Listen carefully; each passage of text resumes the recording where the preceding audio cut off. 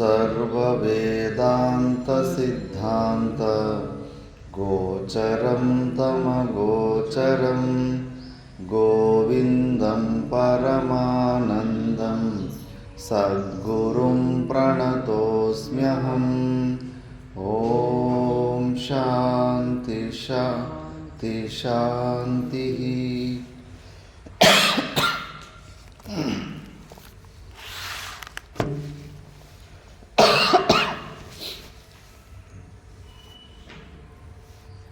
మనం వివేక చూడమని గురించి విచారణ చేస్తుంటిమి. అందులో కోనామ బంధ, తర్వాత ఆ బంధం గురించి కొన్ని శ్లోకాల ద్వారా వివరణ వచ్చింది. సంపూర్ణ ఈ సంసారాన్ని ఒక వృక్షానికి పోల్చి సంసారానికి మూల బీజము ఆవరణమే, అజ్ఞానమే అని చెప్పారు. ఎప్పటి వరకు ఈ మూల బీజం అలాగే ఉంటుందో ఆ సంసార వృక్షం అనేది మళ్ళీ మళ్ళీ పెరుగుతూనే ఉంటుంది. ఆ సంసార వృక్షంలో దుఃఖాలని, దుఃఖరూపమైన ఫలాలని అనుభవించేవాడు లోపడున్న జీవుడు. ఏది జీవభావం ఉందో ఆ జీవుడు ఆ దుఃఖాలని అనుభవిస్తూ ఉంటాడు. దాన్నే ఇప్పుడు ఇదానీం కథం విమోక్ష ఇత్యస్య ప్రశ్నస్య ఉత్తరం వక్తుం పూర్వోక్తం బంధం సహేతుకం సఫలం అనువాదతి అజ్ఞాన ఇది. ఇప్పుడు మళ్ళా కథం విమోక్ష, ఇప్పుడేమో బంధనం అంటే ఏంటి, సంసారం అంటే ఏంటి, అందులో మనం జీవ రూపంలో ఉండి దుఃఖాలు అనుభవిస్తున్నాము, ప్రాబ్లం గురించి తెలుసుకున్నాం. ఇప్పుడు సొల్యూషన్ గురించి, పరిష్కారం గురించి తెలుసుకోబోతున్నాం. అజ్ఞానమూలోయమనాత్మబంధో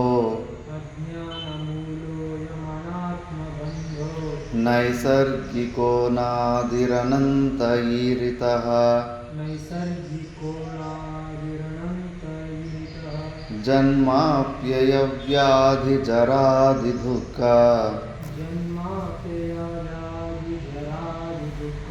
ప్రవాహతాపం జనయత్యముష్య.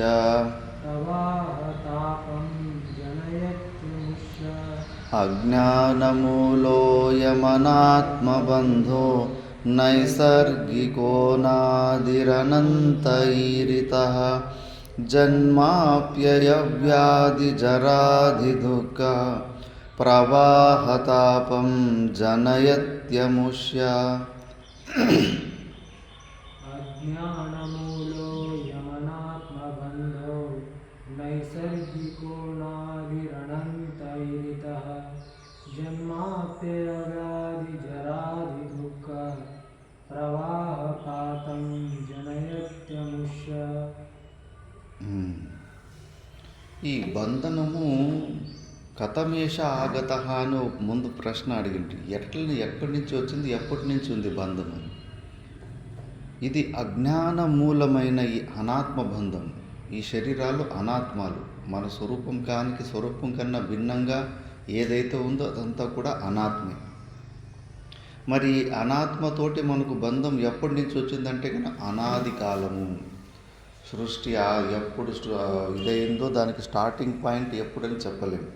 అందుకే అది నైసర్గికో అనాదిహి అనంత ఈరిత.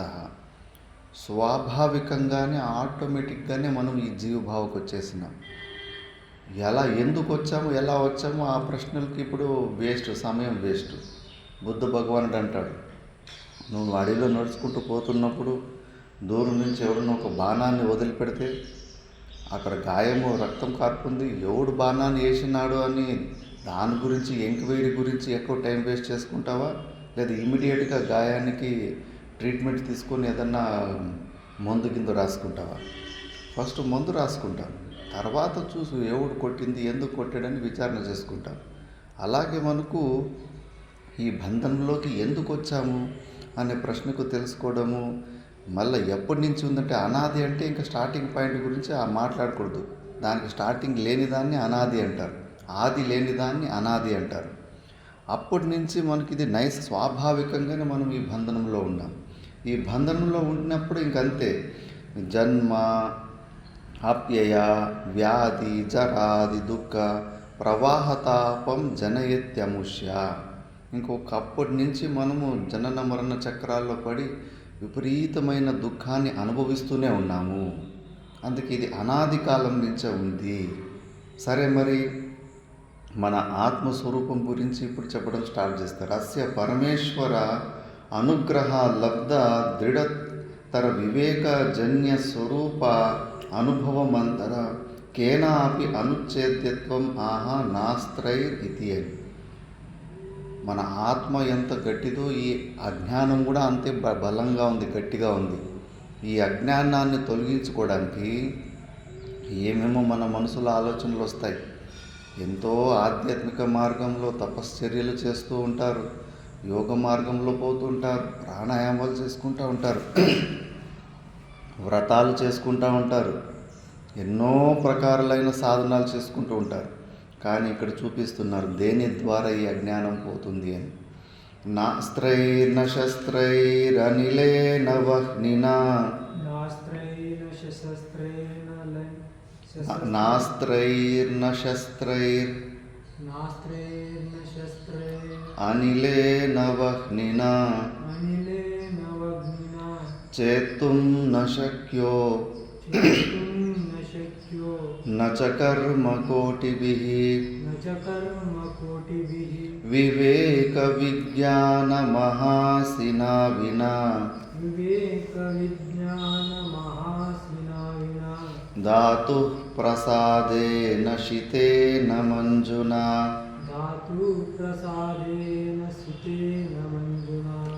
నాస్త్రైర్న శస్త్రైరనిలేన వహ్నినా చేతుం న శక్యో న చ కర్మ కోటిభిః వివేక విజ్ఞాన మహాసినా వినా ధాతు ప్రసాదేన శితేన మంజునా. నాస్త్రైర్న శస్త్రైర్న అనిలేన వహ్నినా చేతుం న శక్యో న చ కర్మ కోటిభిః వివేక విజ్ఞాన మహాసినా వినా ధాతు ప్రసాదేన శితేన మంజునా. ఈ అజ్ఞానాన్ని ఎట్లా నాశనం చేసుకోవాలి? నారాయణ చైతన్య అజ్ఞానం ఎట్లా పోతుంది? సత్సంగము ద్వారా ఏమి ఉత్పన్నమవుతుంది? సత్సంగం చేస్తే మనలో ఏమి ఉత్పన్నమవుతుంది? జ్ఞానం. అజ్ఞానంని ఎట్లా తొలగించుకోవాలంటే జ్ఞానం ద్వారా. అంధకారాన్ని ఎట్లా తొలగించుకోవాలి? ప్రకాశము ద్వారా అంధకారాన్ని తొలగించుకోవాలి. అజ్ఞానాన్ని జ్ఞానము ద్వారా తొలగించుకోవాలి. ఆ విషయాన్ని చెప్తున్నారు. అందుకే నా అస్త్రైహి, ఆయుధాల ద్వారా, అస్త్రాల ద్వారా మన అజ్ఞానాన్ని మనం తొలగించుకోలేము. నా శస్త్రైహి, అస్త్రైహి శస్త్రైహి. అస్త్రైహి అంటే విసిరేటివి, ఆయుధాల్లో ఈటి బల్లలో ఉంటాయి కదా, విసిరేటిని అస్త్రాలు అంటారు. శస్త్రం అంటే చేతిలో పట్టుకొని యుద్ధం చేసే కత్తి, గద, వాటిని విసరడం కుదరదు, చేతిలో పెట్టుకొని యుద్ధం చేసుకోవాలి. అందుకే అస్త్రైహి శస్త్రైహి అనిలేన వహ్నిన. ఇంక ఉపలక్షణంతో పంచమహాభూతాల ద్వారా కూడా చేతుం న శక్య, ఈ అజ్ఞానాన్ని నువ్వు ఏమి చేయలేవు. నచ కర్మ కోటిభిః, కోటి కర్మలు చేసినా కూడా నువ్వు ఈ అజ్ఞానాన్ని నువ్వు తొలగించుకోలేవు. అందుకే ఎక్కువ బుర్రని వాడే అలవాటు చేసుకోవాలి. మోటు పనులు చేయమంటే అందరూ చేస్తారు, బుర్రని వాడండి అంటే కానీ అక్కడే అంత సోమరితనం వస్తుంది. మెయిన్ కావాల్సింది దీనికి తీక్ష్ణమైన బుద్ధి. కర్మలు కానీ ఇవన్నీ కూడా సహకారి కారణాలు, మనకు అంతఃకరణ శుద్ధిని ఇవ్వడానికే ఉంటాయి. బయట నువ్వు వ్యర్థమైన ఎన్ని చెమటలు పంగించుకున్నా నీకు మోక్షం మాత్రం రాదు. అవన్నీ పుణ్యాన్ని ఉత్పన్నం చేస్తేమో కానీ మోక్షం మాత్రము వివేక విజ్ఞాన మహాసినా వినా. వివేక రూపమైన, వివేక విజ్ఞానమైన మహా ఖడ్గం. ఎలాంటి ఖడ్గం ద్వారా ఈ అజ్ఞానాన్ని చంపాలి, తీసేయాలంటే కనుక వివేక విజ్ఞాన రూపంలో ఉన్న ఖడ్గం ద్వారా, అంటే జ్ఞానము ద్వారా. జ్ఞానము ద్వారానే ఈ అజ్ఞానం తొలగిపోతుంది. అందుకే ఇప్పుడు ఇద్దరు ఫ్రెండ్లు ఉంటారు. ఒక ఫ్రెండ్ వాడిని ఇంకో ఫ్రెండ్ని వాళ్ళ ఊరికి తీసుకొని పోతుంటాడు రాత్రిపూట్ల. కొద్దిగా వాళ్ళు పోయే దారిలో ఒక చెట్టు ఎండిపోయింటే దిమ్మి మాత్రం ఉంది. అది దూరం నుంచి చూస్తూ ఉంటే దొంగలాగా కనిపిస్తూ ఉంది, ప్రేతాత్మలాగా కనిపిస్తూ ఉంటుంది. అది భూతం అనుకొని అప్పుడు నువ్వు హనుమాన్ చాలీస చదవడం ప్రారంభం చేస్తే అదేమన్నా వెళ్ళిపోతుందా? నిజమైన భూతం ఉంటే హనుమాన్ చాలీస నువ్వు పాఠం చేసుకుంటే కానీ అది పారిపోతుంది. కానీ అక్కడ నిజమైన భూతం కాదు కదా, ఊహించుకున్నది. చెట్టు దిమ్ము ఉంటే దాన్ని చెట్టు దిమ్మని ప్రేతాత్మని ఊహించుకుంది, కాల్పనికమైనది. మరి అది పోవాలంటే ఏం కావాలి? దానికి భయం వేస్తుంది అక్కడ ప్రేతాత్మ ఉంది అని. ఆ భయాన్ని తొలగించాలంటే ఏం కావాలి?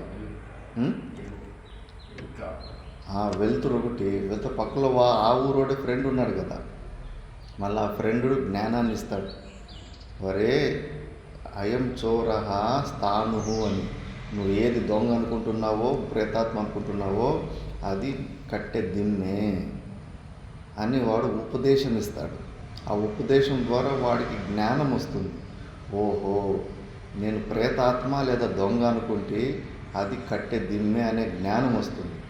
ఫస్ట్ ప్రేతాత్మ అని అనుకొని దాని నుంచి పుట్టిన భయంతో సమస్యలు అనుభవిస్తుంది.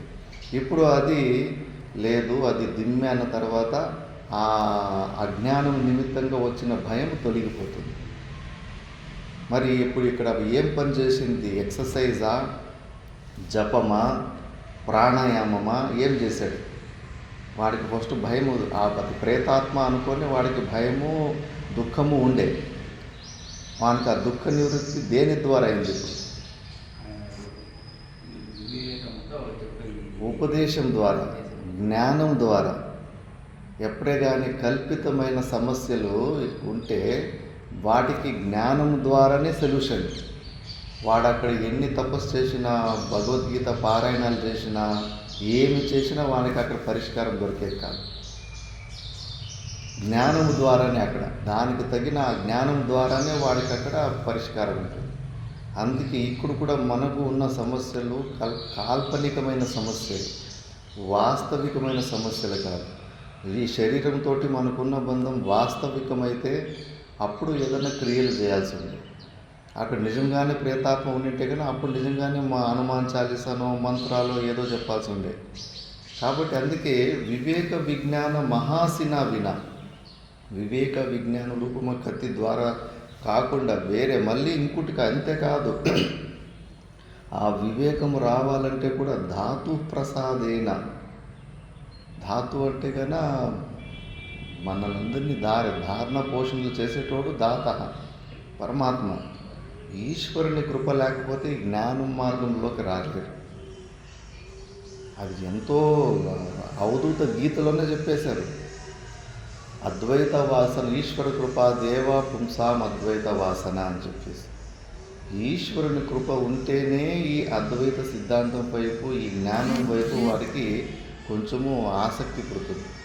లేదంటే ఇదే ఏదో ఒకటి మోటు పనులే పట్టుకుంటాడు. చెమటలు గార్చుకునే పనులు, వ్యర్థమైన పరిశ్రమలు చేసే పనులే, ఆ మార్గాలే వానికి ఇష్టమవుతూ ఉంటాయి. కూర్చొని విచారణ చేయరా, సత్సంగం వింటే కానీ సత్సంగం అంటే వాడికి అలర్జీ, విసుగు వస్తూ ఉంటుంది. ఎందుకంటే వాడికి మలినత, అంతఃకరణ మలినత ఉంది, వివేకం లేదు, ఈశ్వరుని కృప లేదు, ఈశ్వరుని అనుగ్రహం లేదు.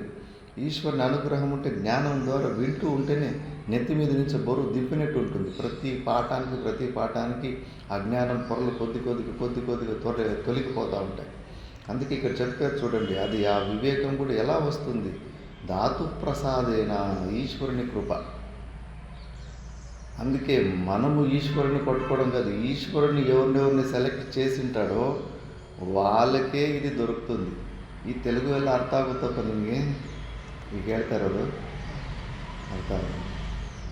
రామకృష్ణ పరమహంసులు ఇంకా 3 రోజుల ముందు ఇంకా శరీరం వదిలిపెట్టే సమయం అయిపోయింది. అప్పుడు రామకృష్ణ పరమహంసులు ఒక మాట అంటారు, ఈ శరీరం ఇంకా కొన్ని రోజులు ఉండింటే ఇంకా ఎంతోమందికి ఆధ్యాత్మిక ప్రవృత్తి జరిగేది, కాకపోతే అది ఈశ్వరుని ఇచ్చ కాదు అంటాడు. అంటే లిమిటెడ్. ఈ ఆధ్యాత్మికంలో అందరికీ లేదా యోగ్యత, దీనికి అందరికీ లిమిటేషన్స్ ఉంటాయి. ఆ లిమిటెడ్ జనాల్లో భగవంతుడు మనల్ని సెలెక్ట్ చేసుకున్నాడు ఈ మోక్ష మార్గం. అది మనము అదృష్టం అనుకోవాలంతే. వేల కోట్ల మంది ఉన్నారు, కానీ వాళ్ళందరూ కాకుండా భగవంతుడు మనల్ని సెలెక్ట్ చేసుకుంటే భగవంతుని కృప, చాలా పెద్ద కృప. పరమహంసలే అంటారు, ఇంకా ఆయన శరీరం కావాల్సింటే నిలబెట్టచ్చుగా ఉండే, నిలబడి ఉంటే కానీ ఇంకా చాలామందికి వచ్చి ఇంకా ప్రోగ్రెస్ వచ్చేది, కొత్త కొత్త వాళ్ళకంతా ఆధ్యాత్మిక ప్రవృత్తి వచ్చేది. కానీ అది ఈశ్వర్ ఇచ్చ కాదంటారు. లిమిటేషన్ అంతే. కొంతమందికి ఎవరు ఎక్కువ పుణ్యం చేసుకుంటారో వాళ్ళకి దారి. మాతా మాణికేశ్వరమ్మ ఆమె ఉన్నంతసేపు అసలు చరిత్రను రాపిలేదు, ప్రచారం చేపిలేదు. వద్దు నాయన, ఎవరికి పూర్వజన్మ సుకృతం ఉంటుందో వాళ్ళే వెతుక్కుంటూ వస్తారు, ఆ పుణ్యమే వాళ్ళని తీసుకొస్తుంది. ఈ ప్రచారాలు అవి ఇవి, ఇది చేపల మార్కెట్ కాదు ఇది ప్రచారం చేయడానికి.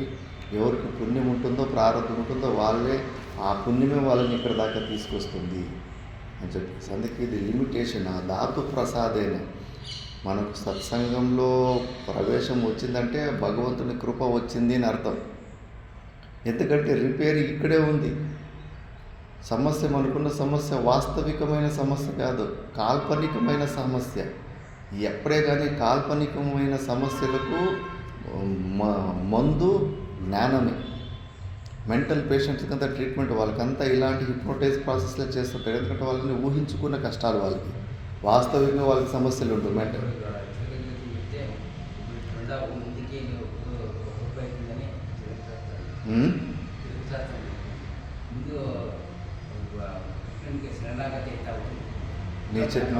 నీ చిలక శాస్త్రం కూడానా చిన్నప్పుడు ఉంటుందిలే. అది జ్యోతిష్యంలో కూడా కొన్ని లక్షణాలు కనిపిస్తాయి. సన్యాస మార్గంకి వైపు వచ్చేటివి కొన్ని జ్యోతిష్యంలో కూడా లక్షణాలు ఉంటాయి. లేకపోయినా కూడా రావచ్చు పురుషార్థంతో. అందుకే ఇది ప్రసాదేన శితేన మంజున, చాలా నీ వివేకాన్ని చాలా షార్ప్గా, మంచి వివేకం, బుద్ధి ఎంత తీక్షణంగా ఉండాలంటే కానీ ఏదైనా చూపిస్తే అంటుకోవాలి, అంత తీక్షణంగా బుద్ధిని తయారు చేసుకోవాలి. ఆ తీక్షణమైన బుద్ధి ద్వారానే నువ్వు ఏదో ఒక రోజు ఈ అజ్ఞానాన్ని నాశనం చేస్తావు. వేరే వ్యర్థమైన ప్రయత్నాలు చేసుకొని ఎనర్జీని టైంని వేస్ట్ చేసుకోవద్దు. ఇక్కడే కష్టపడు, వివేకంలోనే శ్రవణంలోనే విను. శాస్త్రం మళ్ళీ మళ్ళీ చెబుతా ఉంది, నీకున్న సమస్య కాల్పనికమైన సమస్య. జ్ఞానం ద్వారానే, రితే జ్ఞానం నా మోక్ష, అన్ని ఉపనిషత్తులు ఘోషిస్తూ ఉన్నాయి. కాబట్టి దానికి అక్కడే ఎక్కువ ఎనర్జీని యూజ్ చేయని చెప్తున్నారు.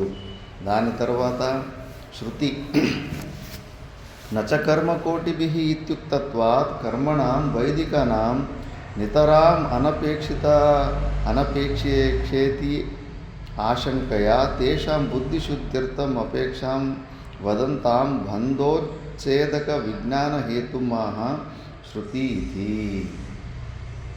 ఇప్పుడు చెప్పిన మాటలో ఏముంది? రితే జ్ఞానం లేదు, మిగతా నచ కర్మకోటిభిః అని కర్మలను తీసి డస్ట్బిన్కి వేసారా లేదా?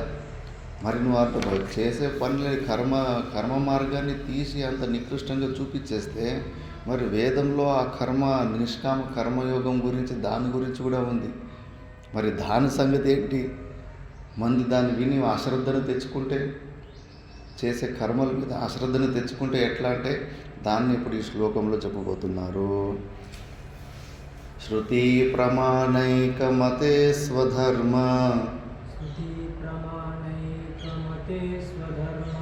నిష్ఠాతయైవాత్మవిశుద్ధిరస్య విశుద్ధబుద్ధే పరమాత్మవేదనం తేనైవ సంసారసమూలనాశః.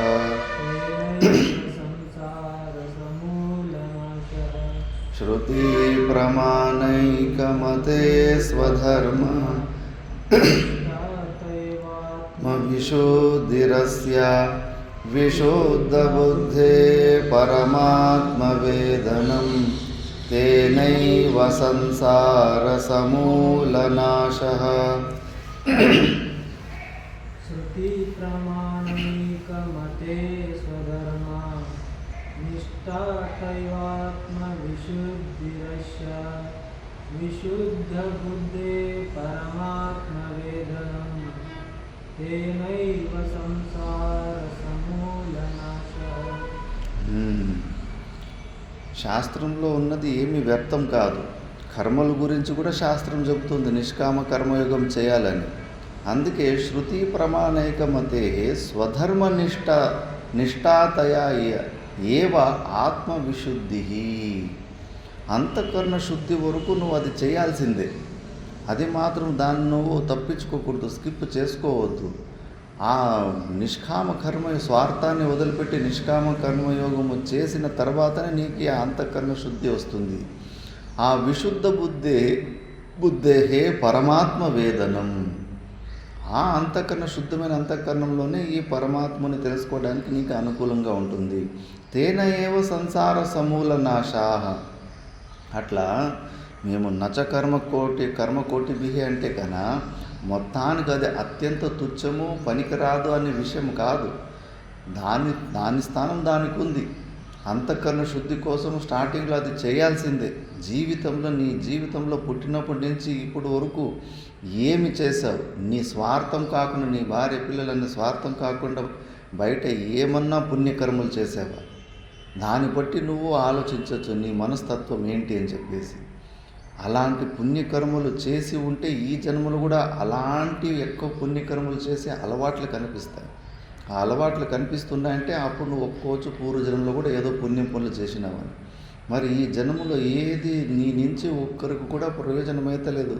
ఒక్క పుణ్యం కర్మ కూడా సరిగ్గా చేస్తలేవంటే కన్నా అప్పుడు కొంచెం డౌట్ పడాల్సి ఉంటుంది. అంతఃకరణ శుద్ధి ఇంకా కలగలేదు. ఆ ప్రకారంలో అంతఃకరణ శుద్ధి వరకు నిష్కామ కర్మయోగాన్ని ఎక్కువ చేయమంటాడు. భగవద్గీత సారమంతా కూడా భగవంతుడు 2 ప్రకారాల్లో మనుషులు ఉంటారు. పూర్వజన్మలోనే అన్ని పనులు అంతఃకరణ శుద్ధి అవన్నీ జ్ఞానము అన్ని విచారణ చేసేసి కొద్దిగా ఏదో అజ్ఞానము విఘ్నం వచ్చింటుంది. అలాంటి వాళ్ళు డైరెక్ట్గా పుట్టిన వెంబడే డైరెక్ట్గా కొద్దిగా ఉపదేశం తీసుకుని డైరెక్ట్గా గుహల్లోకి వెళ్ళిపోయి నిర్వికల్ప సమాజ స్థితిలోకి వెళ్ళిపోయి శరీరం వదిలిపెట్టేస్తారు. కానీ కృష్ణ పరమాత్ముడికి అలాంటి వాళ్ళని ఎప్పుడు పొగడలేదు భగవద్గీతలో. కృష్ణ పరమాత్ముడు ఎలాంటి వాళ్ళని పొగడాడంటే నిష్కామ భావంతో కర్మలు చేసి కర్మఫల త్యాగాన్ని చేసి అంతఃకరణ శుద్ధిని పొంది జీవన్ముక్తి స్థితిలో ఉండి లోక సంగ్రహ కార్యాలు చేసుకుంటూ లాస్ట్లో విదేహ కైవల్యాన్ని పొందిన యోగులను ఎక్కువ పొగిడాడు. ఊహించుకోండి, కృష్ణ పరమాత్ముడు కానీ శంకరాచార్యులు కానీ అందరూ యోగులు జ్ఞానాన్ని పొంది వెంబడి గుహలోకి వెళ్ళిపోయి ఎవరికి ఏమి చెప్పుకుంటే సైలెంట్గా శరీరాలు వదిలిపెట్టింటే ఈరోజు మనకి పుస్తకాలు కూడా దొరికేవి కాదు. మనకి ఎవరు ఉపదేశం ఎవరు చెప్పాలి? మరి ఎందుకులే ఇవన్నీ రిస్క్ అని చెప్పేసి వాళ్ళంతా వదరనాయన ఈ లొల్లి ప్రపంచం అని చెప్పేసి అందరూ గుహల్లో కూర్చొని ఉంటే కన్నా శంకరాచార్య భగవత్ చిన్న వయసులోనే వైరాగ్యం వచ్చింది. ఈ లొల్లి వద్దని చెప్పేసి అక్కడే గుహలో కూర్చొని సైలెంట్గా శరీరాన్ని వదిలిపెట్టేసి ఉంటే కన్నా ఈరోజు మనకి ఈ సిలబస్ దొరికేదే కాదు. చెప్పేటోళ్ళు కూడా ఉండేవాళ్ళు కాదు ఎవరు. అక్కడికక్కడే కేలకతం దుకాణం బంద్. మళ్ళీ మనం అడిగి మనుషుల్లాగా బతికేవాళ్ళం. అందుకే కృష్ణ పరమాత్ముడు నాకు చేయాల్సిన కర్తవ్యం కొద్దిగా కూడా లేకపోయినా కూడా నేను ఎందుకు చేస్తున్నానంటే నన్ను ఆదర్శంగా తీసుకొని మళ్ళీ రేపు మంది కూడా అదే పని చేస్తారు. గురు పరంపర ఇవన్నీ ఎలా నిలబడాలి?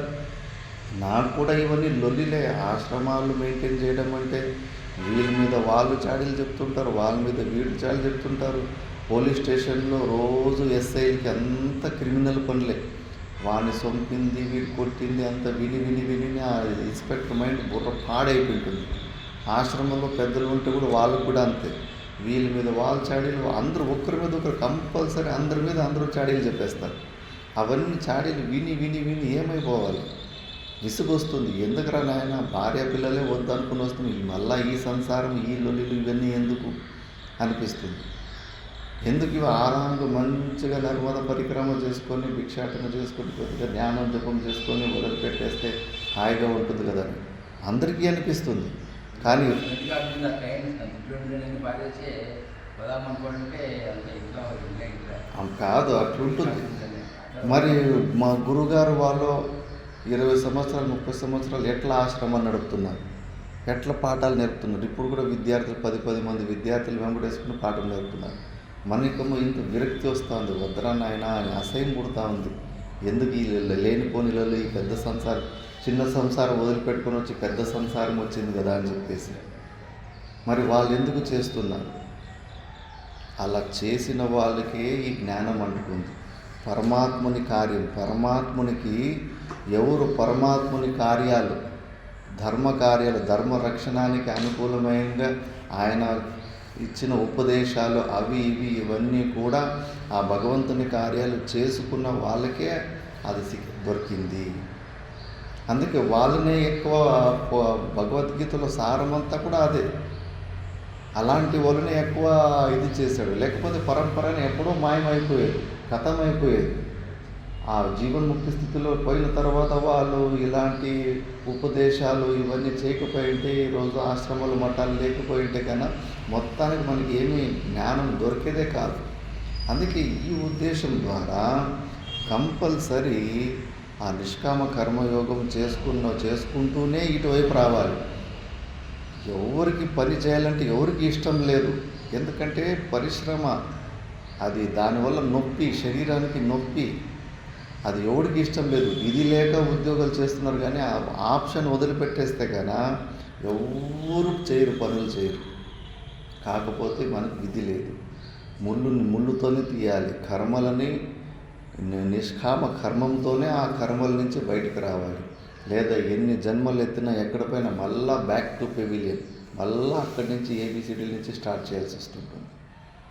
కాబట్టి ఆ ప్రకారంలో ఎప్పుడూ మనం కర్మల్ని అంత తుచ్చంగా చూడలేదు శాస్త్రం. ఇంకా చేయమని, నిష్కామ కర్మయోగం చేయమనే ప్రేరణ ఉంది భగవద్గీతలో. అలా చేసి నువ్వు ఇటు మళ్ళీ భక్తి వైపు, జ్ఞానం వైపు రా. నిష్కామ కర్మయోగం చేసి ఇటువైపు రా. ముందుగానే జంప్ చేయకు, ఆ పార్ట్ పూర్తిగా చేసుకోవాలి. అందుకే శృతిరేవ ప్రమాణం, శృతినే దీనికి ఇవన్నీ వీటన్నిటికీ కూడా మనకు శాస్త్రమే ప్రమాణం. తస్మాత్ శాస్త్రం ప్రమాణం తే కార్య వ్యవస్థితో జ్ఞాత్వా శాస్త్ర విధానోక్తం కర్మ కర్తుం నిహార్హసి. భగవద్గీతలోనే ఉంది. మనకు ఏమి పని చేయాలో ఏమి చేయకూడదన్న దానికి మనకు శాస్త్రమే ప్రమాణం. ఆ శాస్త్రం మాటే వినాలి. శ్రీ కృష్ణ పరమాత్ముడు నేను చెప్పినట్లు నువ్వు చేయి, నేను చెప్పినాను కదా ఫైనల్, నేను చెప్పినట్టు నువ్వు చేయాలని నేను చెప్పలేదు. నీకు అర్జున, నీకు ఏ కార్యము చేయాలో ఏ కార్యము చేయకూడదని నీకు డౌట్లు ఉంటే శాస్త్రానికే వెళ్ళు. నువ్వు శాస్త్రమే చూసి నేర్చుకో. శాస్త్రమే ప్రమాణము, నేను ప్రమాణం అని చెప్పలేదు. ఎప్పుడే కానీ మనం ఏదన్నా ఒకటి మనకు ఆలోచనలు వస్తుంటే ఈ ఆలోచనకు శాస్త్ర పర్మిషన్ ఉందా, శాస్త్రానికి అనుకూలంగా నా జీవితం నడుస్తుందా అని క్రాస్ చెక్ చేసుకోవాలి. అందుకే తత్ర శృతి ప్రమాణే ఏక అనన్యసక్త ముఖ్యామతి బుద్ధి యస్య శృతి ప్రమాణైకమతి. అట్లా శాస్త్రం మీద ఎవరికి శ్రద్ధ ఉంటుందో అలాంటి వాళ్ళని శృతి ప్రమాణైకమతే అంటారు. వాళ్ళే స్వధర్మనిష్టతయా ఏవ ఆత్మవిశుద్ధిని పొందుతారు. ఏమి స్వవర్ణాశ్రమ ధర్మంలో మనకి ఏమి మన పాలకు వచ్చింటుందో, మన కర్తవ్యాన్ని, మన ఉద్యోగాన్ని అంత ప్రేమతోటి చేసుకొని పోవాలి.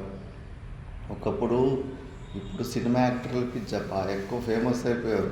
ఒకప్పుడు వాళ్ళని బొమ్మలాటలోళ్ళు అంటుండ్రు. వాళ్ళకేమి ఎక్కువ విలువ ఉండేది కాదు. ఊరిలో వస్తే వాళ్ళు నీచంగానే చూసేవారు, అంత హైగా రెస్పెక్ట్ ఇచ్చేవాళ్ళు కాదు. కానీ అదే వృత్తిలో ఇప్పుడు బాగా ఫేమస్ అయిపోయారు. ఎన్టీ రామారావు అని తెలుగు యాక్టరు ఆ మేకప్ వేసుకున్న తర్వాత తుడుచుకోవడానికి కొన్ని టవల్ ఇచ్చేవారంట. ఆ టవల్లో ఆయన తీసుకొని వెళ్ళిపోయేవాడంట.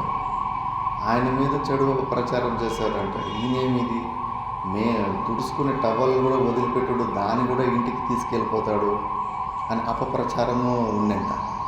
మళ్ళీ ఒకరోజు ఒక భక్తుడు అడిగేసిండు, ఏంటి సార్ మీరు ఇంత పెద్దవాళ్ళు ఇంత ఇది ఆ షూటింగ్లో ఉన్న టవల్ వదిలిపెట్టారంటే కదా, దాన్ని తీసిపోతున్నారని మందంతా చాలా నీచంగా అనుకుంటున్నారంటే వాళ్ళ ముఖం వాళ్ళకి ఏం తెలుసు. మనము ఈ మేకప్, ఆయన మేకప్ వేసుకునేవాడు కదా, వేషం. ఆ వేషానికి ఆయన భగవంతుని చూసుకున్నట్టు చూసుకున్నాడంట. ఈరోజు మనకు ఈ విలువ ఇదంతా వచ్చిందంటే నీ మేకప్ వల్లనే వచ్చింది. ఇలాంటి మేకప్ని మనం ఆ టవల్తోటి తుడిచేస్తే ఆ టవల్ని మళ్ళీ వాళ్ళు నేల దూడడానికి, దాన్ని దూడడానికి వాడుకుంటారు.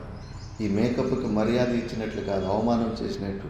నేను ఈ మేకప్కి ఆ మర్యాద ఉండాలి, ఆ రెస్పెక్ట్ ఉండాలా. ఎందుకంటే ఆ వేసుకున్న వేషం వల్లనే మనం ఈరోజు ఇంత పైకి ఎదగలిగామని చెప్పేసి తను చేస్తున్న వృత్తి మీద అంత రెస్పెక్ట్ ఉంది.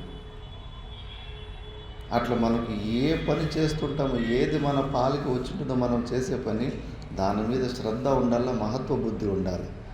అందులోనే నీకు భగవంతుడు, అందులోనే నీకు సక్సెస్ ఉంటుంది. మళ్ళీ ఆయన ఎంత పైకి ఎదిగాడు, అంత నటనకు, ఆ వేషానికి అంత రెస్పెక్ట్ భగవంతుని స్థానంలో ఇచ్చాడు కాబట్టి అంత పైకి ఎదగలిగాడు. అలాగే శృతి ప్రమాణైక మతే స్వధర్మనిష్టతయ, మన స్వధర్మానికి మన పాలికి ఏమి వచ్చిందో ఆ కర్మల మీద మనకు అంత శ్రద్ధ తోటి ఎవరైతే కర్మలు చేసుకో ఉంటారో వాడికే ఆ అంతఃకరణ శుద్ధి దొరుకుతుంది. అంతఃకరణ శుద్ధి దొరికిన తర్వాత జ్ఞానముత్పద్యతే పుంసాం క్షయాత్ పాపస్య కర్మణః కషాయ పంక్తి కర్మాణి జ్ఞానం తు పరమాగతి కషాయే కర్మభిః పక్వే తతో జ్ఞానం ప్రవర్తతే. మహాభారతంలో ఇది బాగా ఆలోచించుకోవాలి. చాలామందికి అర్థం కాదు. ఏమన్నీ శ్రవణం కూడా చేస్తున్నాను, అన్నీ అర్థమైనట్టే అనిపినాయి, ఏమీ నాకేం పెద్దగా డౌట్లు కూడా లేవు సచ్చిదానంద స్వరూపాన్ని, అయినా కూడా సమాధి స్థితి కలగడం లేదు, ఎందుకు అని క్వశ్చన్లు వస్తూ ఉంటాయి. దానికి కారణం ఏంటంటే జ్ఞానముత్పద్యతే పుంసాం క్షయాత్ పాపస్య కర్మణః. పాపకర్మల నీలో ఉన్నంత పాపమంశం నీలో ఉన్నంతసేపు నీకు ఆ జ్ఞాననిష్టగా మారదు. మహాభారతంలో దీని గురించి ఒకసారి అక్కడ నిర్మాణ మహోత్సవంలో పెద్ద టాపిక్ పెట్టిండ్రు. 10-15 మంది మండలేశ్వర్లు ఈ విషయం గురించినే మాట్లాడారు. ఎందుకంటే అందరిది ఇదే సమస్య. ఆల్మోస్ట్ భగవంతుని గురించి చెప్పే మాటలు ఎవరికి ఏమి డౌట్ లేదు, కానీ అది పనిచేస్తలేదు. ఎందుకంటే కన్నా లోపల పాపం మూట ఉంది. ఎప్పటి వరకు ఆ పాపం క్షీణం కాదో అప్పటి వరకు అంతే, అది ఇన్ఫర్మేషన్ లాగానే ఉంటుంది. కషాయ పంక్తి కర్మాని జ్ఞానంతో పరమాగతి. ఆ కషాయాన్ని, ఆ మలినాన్ని, పాపాన్ని ఫస్ట్ నువ్వు కత్తిరించుకో. అందుకే యోగులు తపశ్చర్యం ఎందుకు చేస్తారంటే తపశ్చర్యం వల్ల పాపాలు క్షయమైపోతాయి. మళ్ళీ ఆ పాపాలన్నీ, ఈ జన్మటి పాపాలన్నీ, ఈ ప్రారంభంలో ఫస్ట్ పాపాలన్నీ క్షయమైపోతే పుణ్యమే మిగిలి ఉంటుంది. లాస్ట్కి పుణ్యం మాత్రం మిగిలి ఉంటుంది. ఆ పుణ్యముఖ బాహుల్యము ద్వారా కొద్దిగా ఈ జ్ఞానం మాటలు కొద్దిగా చెప్తే సరే టక్కని అంటుకుంటుంది. కషాయే కర్మభిః పక్వే తతో జ్ఞానం ప్రవర్తతే. ఫస్ట్ నువ్వు ఈ మలినాన్ని నువ్వు తొలగించుకుంటే చాలు, లోపల ఉన్న పరమాత్ముడు తానంతకు తాను ప్రకాశిస్తాడు అని. మిగతాది మనము నెక్స్ట్ క్లాస్లో చూద్దాం. ఓం పూర్ణమదః పూర్ణమిదం పూర్ణాత్ పూర్ణముదచ్యతే పూర్ణస్య పూర్ణమాదాయ పూర్ణమేవావశిష్యతే. ఓం శాంతి శాంతి శాంతి.